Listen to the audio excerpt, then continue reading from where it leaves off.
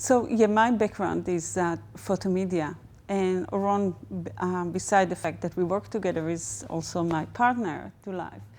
And we've been living and talking about our ideas together. And when one of the triggers to our work was the mouse with the ear on its back. And when we saw this image on the news, it was quite amazing for us for many reasons. One of them was to see how life can, we treat life as a sculptural form.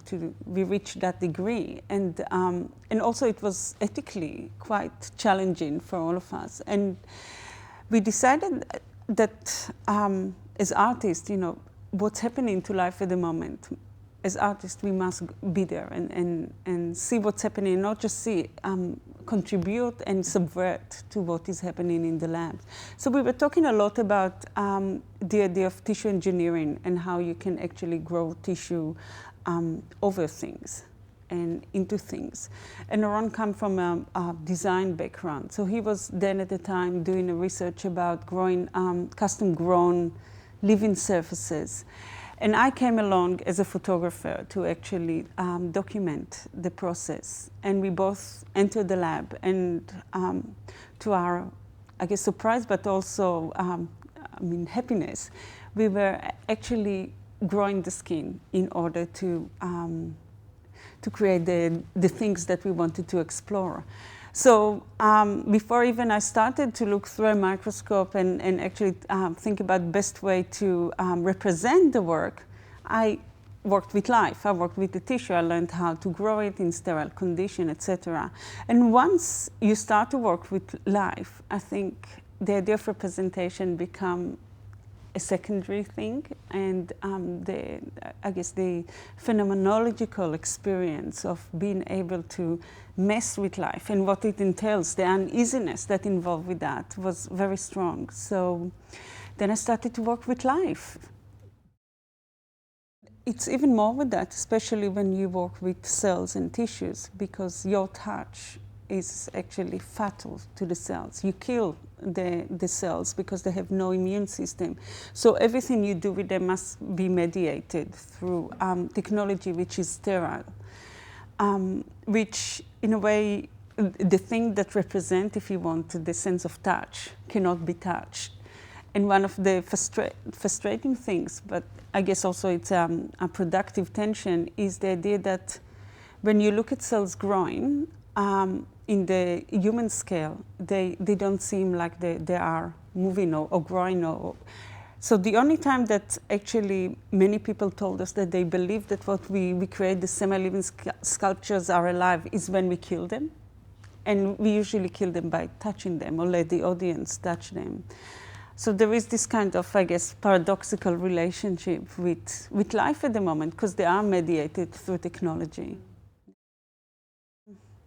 I think, when you work with living materials, you're also working with materials that will eventually die. And it puts you in a position of responsibility as well, but also in position of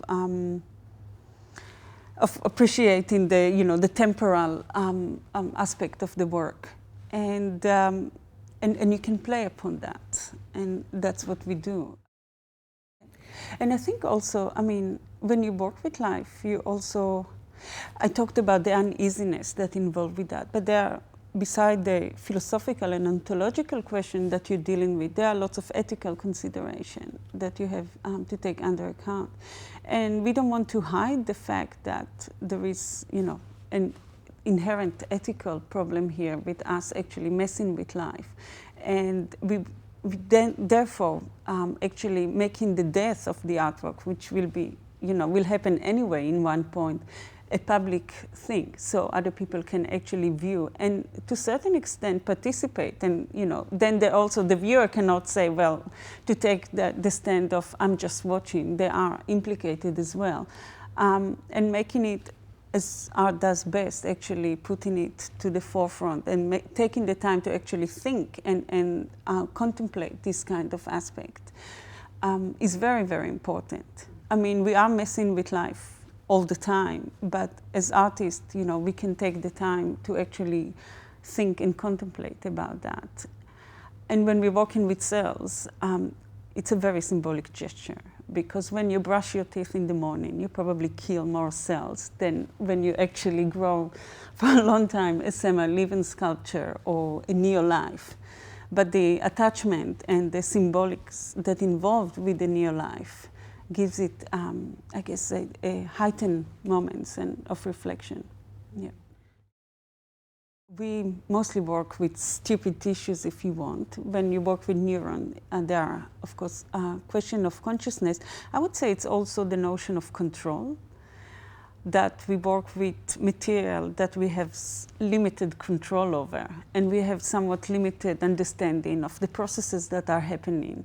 So that's when we start to feel a bit, I guess, threatened. And there is the very, if I can talk about somewhat secular vitalism, this kind of empathy towards something that is alive, because we are alive. So I believe there is the idea of empathy with something that, the uneasiness also involved around this kind of thing of liveliness that we all share with the living world around us. Another thing that I want to say, yes, with science you have the idea of helping and creating, if you want, medicines, and how science actually propagates itself is for the betterment of humankind.